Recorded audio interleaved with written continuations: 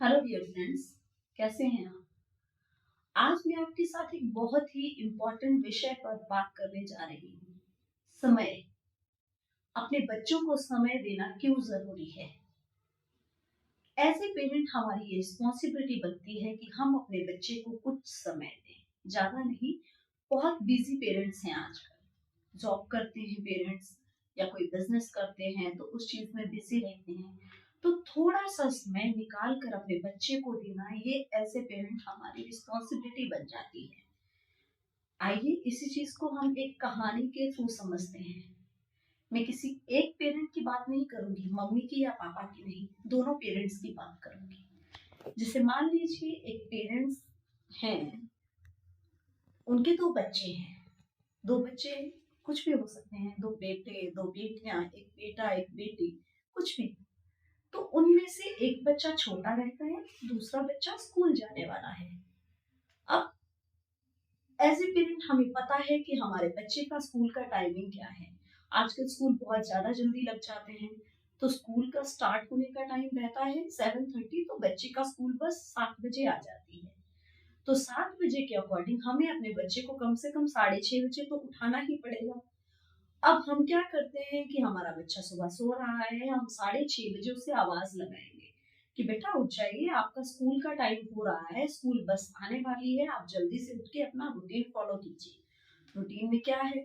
बच्चे को नहाना है, ड्रेस डालना है, खाना पीना करना है। उसके बाद बच्चा जो है वो स्कूल बस के लिए निकलेगा। तो हम मान लीजिए हम अपने बच्चे को आवाज लगा रहे हैं, जिससे बेटा उठ जाइए। बच्चा जो एक छोटा सा मासूम सा चेहरा है, उसका सुबह उठने का मन नहीं होता। सुबह उठने का हम लोगों का भी मन नहीं होता, वो तो फिर एक बच्चा है ना, छोटा सा बच्चा। तो वो जैसे ही हम उसे आवाज लगा रहे हैं, वो हमारी आवाज को नजरअंदाज करके सो जाता है। अब जैसे समय बढ़ेगा, 5 मिनट होंगे, 10 मिनट होंगे, हम बच्चे को थोड़ा सा चिल्ला के कहेंगे, बेटा उठ जाइए ना, आपकी स्कूल का बस का टाइम हो रहा है, आप लेट हो जाएंगे। अब बच्चा फिर से उस गुस्से को भी थोड़ा सा इग्नोर तो कर ही देता है, वो फिर सो जाएगा। अब इस बार जब समय बीता, तो समय भी बीत रहा है 6:30 बजे से बहुत ज्यादा टाइम हो सकता है, 15 मिनट हो चुके हैं। अब हमें अपने बच्चे को आवाज लगाते हुए, पर वो नहीं उठा है।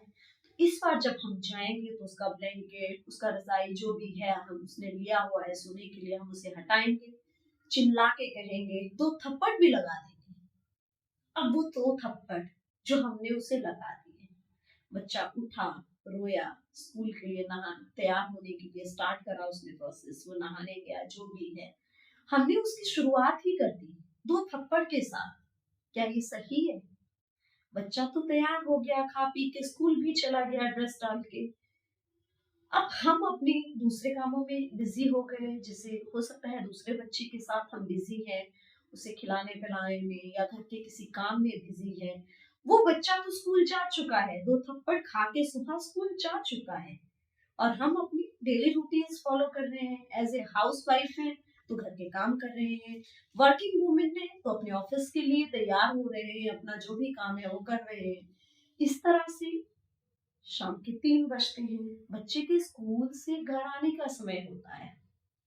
बच्चा तो स्कूल से घर आ गया, बट हमने उसे कोई समय नहीं दिया, हमने उसके ऊपर फरमान जारी कर दिया, अपनी स्कूल ड्रेस चेंज कीजिए, खाना खाइए, थोड़ी देर खेल कर अपने स्कूल का होमवर्क स्टार्ट कर दीजिए जो उसे स्कूल से दिया गया है।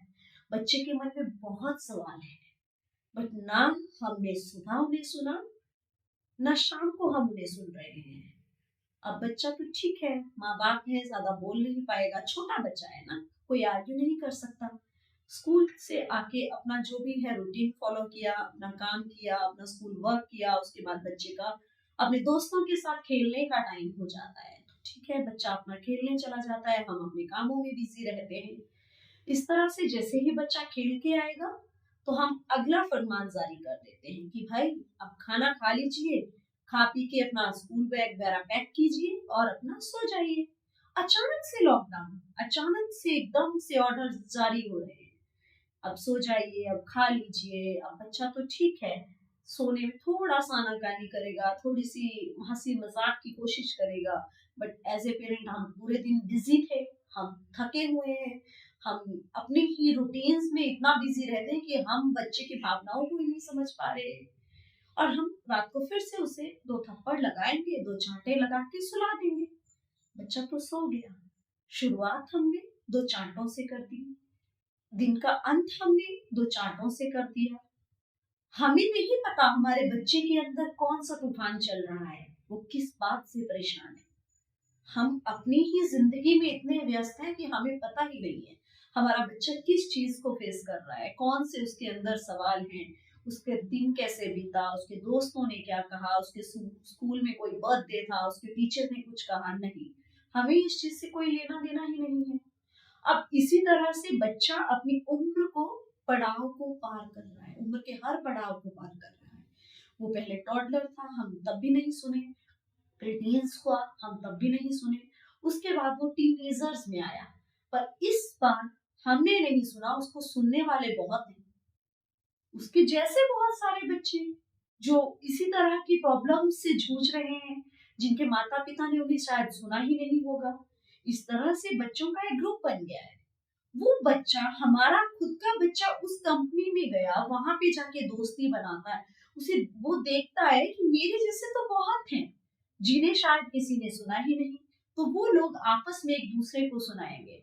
हो सकता है कोई गलत संगति में पड़ जाए, कोई नशा करना शुरू कर दे या कोई और प्रॉब्लम या किसी एक ऐसे इंसान को अपने साथी के रूप में देखना शुरू कर दें कि भाई ये भी मेरी तरह है, इसमें इसको भी प्रॉब्लम है। मैं इसकी प्रॉब्लम सॉल्व करूँगा, ये मेरी प्रॉब्लम सॉल्व करेगा। हमारी तरफ से बहुत देर हो गई है क्योंकि हमने अपने बच्चे को वो आज़ादी दे दी, जिस आज़ादी में बच्चे को गलत और सही चुनने का सिखाया ही नहीं हमने। अब एक दिन आके आपका बच्चा कहेगा कि भाई मम्मा, पापा मुझे ये प्रॉब्लम है, मैं इस तरह की कोई गलत संगति में पड़ गया हूँ या मुझे आप निकालिए या मुझे इस प्रॉब्लम से बाहर निकलना है या कुछ भी। उस वक़्त आप समय गँवा चुके हैं। एज़ ए पेरेंट आप अपने बच्चे को एक लाइन कहेंगे कि बेटा एक बार तो कह देते, इस चीज़ में घुसने से पहले, इस प्रॉब्लम में जाने से पहले एक बार तो हमसे बात करते। एक बार तो हमें बताते कि आप क्या सोचते हैं, आपके मन में क्या है। उसी एक सवाल के बदले आपका बच्चा भी आपको एक ही जवाब देगा कि मैंने तो कहना चाहा था, मैं तो कह रहा था, आप ही ने नहीं सुना, आप ही ने नहीं समझा, मेरे अंदर कितने सवाल दबते चले गए। तो दोस्तों, इस तरह की देर मत होने दीजिए। अपने बच्चे को एक प्रॉब्लम में जाने से पहले रोक लीजिए, उसे समय दीजिए, थोड़ा-सा समय। इस इतनी बिज़ी दुनिया में इतना सा समय दीजिए कि आपके बच्चे में अच्छे संस्कार पड़ें। आपका बच्चा एक गलत कंपनी को पहचान सके कि क्या मुझे इस कंपनी में जाना चाहिए? क्या मुझे ये करना चाहिए? इसके लिए एक फ़ॉर्मूला रहता है, चाहे वो पेरेंट्स बिज़ी हैं या फिर घर में रहते हैं या जो भी है। आप मेरी एक स्ट्रैटेजी फ़ॉलो कीजिए, 5 मिनट, सिर्फ़ 5 मिनट। आपको सिर्फ़ अपने बच्चे को 5 मिनट देने हैं। सुबह उठते ही 5 मिनट, अपने बच्चे को उन सुबह के 5 मिनट्स में प्यार से उठाइए। उसे प्रिंस, प्रिंसेस कह के इस तरह के शब्दों से संबोधित कीजिए, जिससे आपका बच्चा स्पेशल फ़ील करे। उसे लगे उसके माता-पिता उसे सुन रहे हैं, उसे प्यार से उठा रहे हैं। उन 5 मिनट में उसके साथ इतना लाड कीजिए कि आपके पूरे दिन की डाँट भी उसे भूल जाए। जब आपका बच्चा स्कूल से आता है तो दोबारा उसे वही 5 मिनट दीजिए। मान लीजिए आप वर्किंग हैं और आप अपने बच्चे के साथ स्कूल से घर नहीं पहुँच पाए हैं, तो जभी भी आप घर आएँ, आप अपने बच्चे को सिर्फ़ 5 मिनट दीजिए। उन 5 मिनट में पूछिए ना उससे, क्या किया आज स्कूल में बेटा? आज आपका दिन कैसा रहा? आपके टीचर ने क्या कहा? आपके लिए कोई नया एक्सपीरियंस, कोई नए दोस्त बने हैं? इस तरह से वो 5 मिनट आप उसके साथ बिताइए तो सही। अब बात आती है आखिरी 5 मिनट की।